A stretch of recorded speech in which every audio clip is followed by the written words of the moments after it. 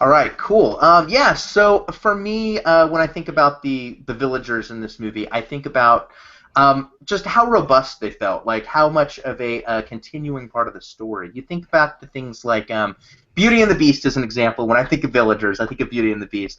And you at the Mhm. beginning, you have a song about here's the baker, here's the guy that runs the library, and that's all. That's cool. But then they're kind of no longer important, right? They no Hmm. longer, at least as characters, maybe they are as an unruly mob or what have you.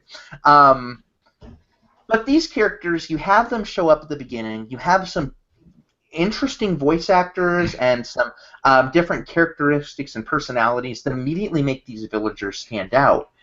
And then you see them again when we get to the part with the first the lantern lighting thing. You get to see them going through their stages of grief. You get to see them a little bit later on during the big attack on the village. And even later than that, when they return to the village, these villagers become a part of Kubo as well. I thought that was Hmm. really cool. And I thought the supporting characters were all perfect all the way around. Brad, I will say I do agree with you that George Takei did kind of stick out. He was Mm. very it was very obvious that it was George Takei, so probably not my favorite casting choice, but by and large I like the villagers. It almost seemed like by having the helmet as the last piece and in the village, it almost made the village itself become a character. Mm. Yeah, absolutely. Yeah. And speaking about, I mentioned Brenda Vaccaro earlier. Her Yeah. voice was I loved hearing her voice in this movie. She just doesn't get enough roles these days. But yeah, she was a big surprise. I heard the voice and I'm like, really, I didn't know who it was when I was watching the movie, and I'm hearing her voice. I'm like, oh man, I love that voice. I know who it is. Who is it? And it's one of those you watch the credits and like, oh yeah, it's Brenda Ding Vaccaro. ding ding. And only because she hasn't been in a lot, and hasn't Hmm. been in a lot. But yeah, loved the character, loved her voice. Yeah, for Great. sure. Yeah. All right. Well, I think it's safe to say that we love this movie. When we come back and do our year-end review, it'll be interesting to see if Kubo's still on our radar. I'm betting it's probably going to be in the top 10, if not top 5. But hey, we've Bold got prediction by Brad. all right. We've got a few months until we reach that point. My gosh, guys, can you believe Oscar season is like right around the corner? Crazy. Ready for it. Festival Right. season for me We've had too. some It's Yeah. We've had some pretty good movies. I mean, we did Pete's Dragon. Yep. Too long. I mean, another great kids movie. So, yeah. Mike, did you see this with your kids? No, and that Okay. was actually I think one of the things that that you guys missed there. But yeah, so I was actually glad that I didn't see it with my kids because now I have a better excuse to go see it again. There you go. Yeah, definitely. I definitely want to hear what the kids thought of it. Uh, I don't know, kids who are brought up on maybe a different kind of movie than what Kubo is, and see how they relate to it.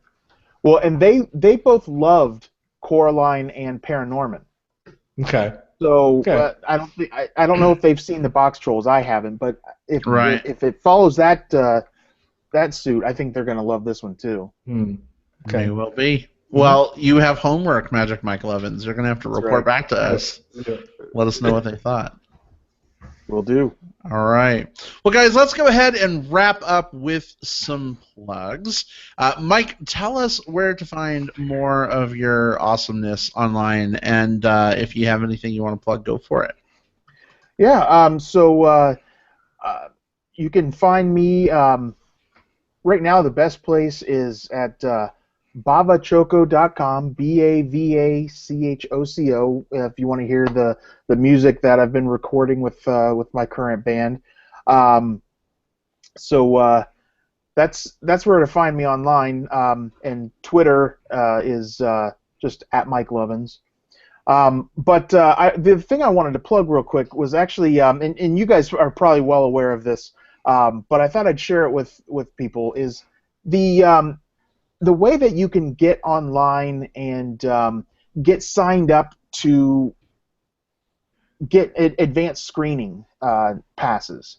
I know that I'm signed up with the website advancedscreenings.com, and there's also GoFobo, GOFOBO.com.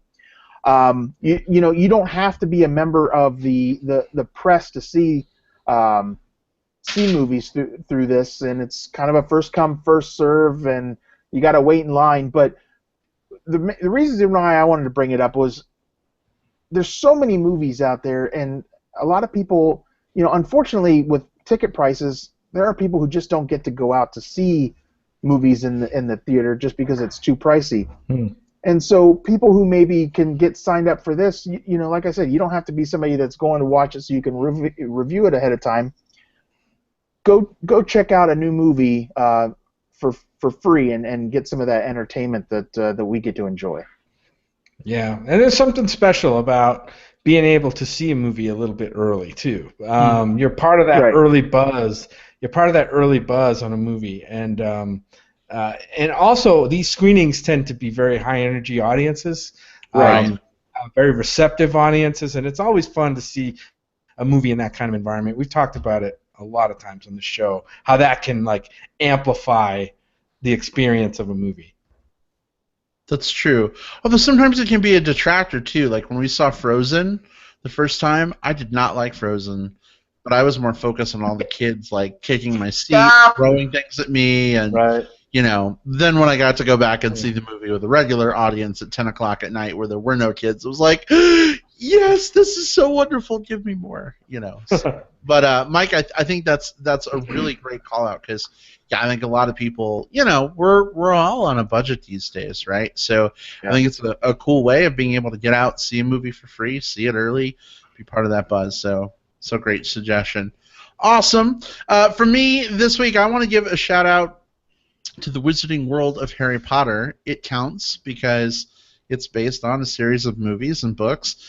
Jim and I are going to be going to Convergence in Orlando next weekend, so over the Labor Day weekend. Nice.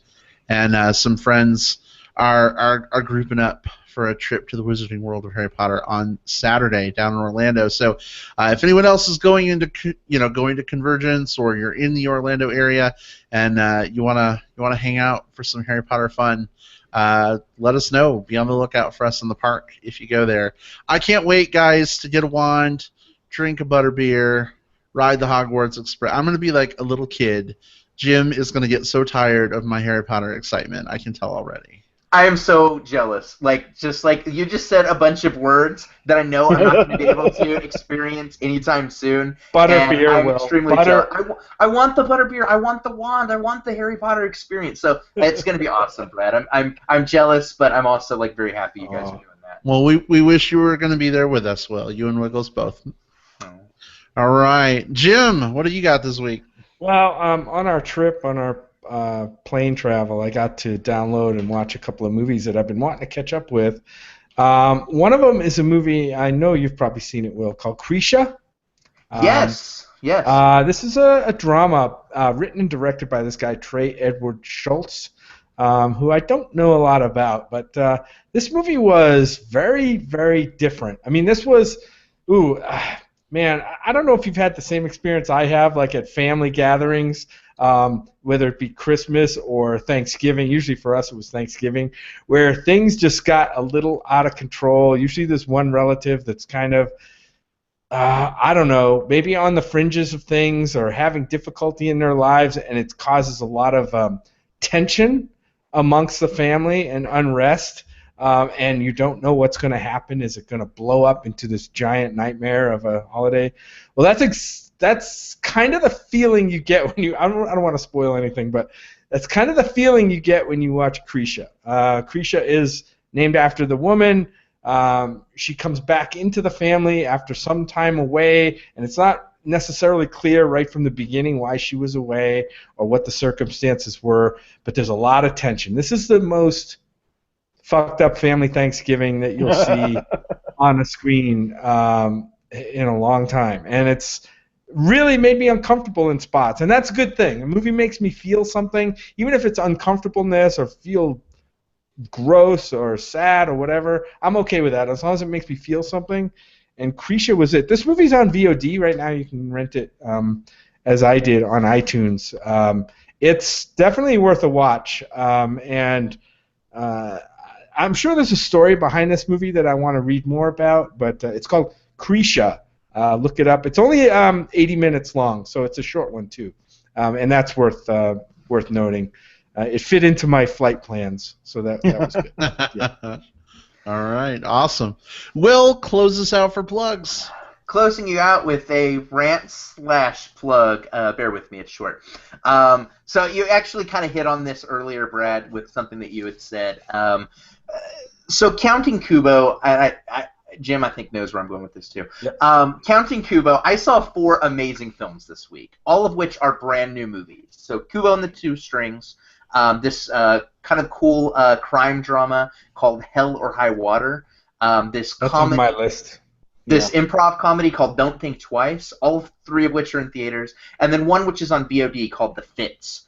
All of these movies are good to great, like fantastic movies. And so, Brad, you mentioned this earlier. Like, I keep hearing people saying, like, there are no films that, like, everyone's making only remakes, reboots, and sequels. That's all that's out there these days. But I don't see enough people, like, talking about, like, all of the amazing, unique cinema that's out there and spending money on it. You know, and granted, like, I get that, like you mentioned, Mike, you know, resources aren't abundant for everyone. People don't always have the time and the money to see every movie that's out there, and I totally get that. But if you're the type of person who wants to make that complaint, like, all they make is remakes, reboots, and sequels, put your money elsewhere. Please go see movies in theaters for something else. See something unique. See something visionary. See something original. So, yeah, those 4 movies again, Kubo and the Two Strings, we just talked about that one, Hell or High Water, Don't Think Twice, and The Fits. All are immensely worth watching. Okay, I won't put you on the spot and make you rank them, but they're all going to be on my watch list. Cool. And I want to talk to you, even if it's not on the show. Like, I want to talk to you about, like, you know, what you thought of them. Mm-hmm. Okay, cool. Right. Awesome.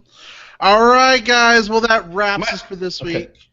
Mike, were you going to say something? I cut you off. I was. I was just going to say I had just caught something recently where Travis Knight, the director for Kubo, basically kind of had his own little rant on that and was basically like, he is 100% against Leica doing sequels. So if you want original content, keep with Leica, because you know, it sounds like they'll all be original movies. Guess that means we won't get a Kubo 2. Yeah. No Kubo 2. we were hinting at that earlier, but I don't. 2 Kubo, 2 Strings. All right. Well, now that wraps us up. Everyone, thanks so much for joining us. Mike Lovins, it was great having you on the show as always. Thank you so much. Thank you. I was glad to be had. Mm-hmm. Very nice. I'm a little hot under the collar right now. That one sink in. I'm going to remember that one. All right. All right, everyone. Take it easy. We'll see you next time. Goodbye. Bye.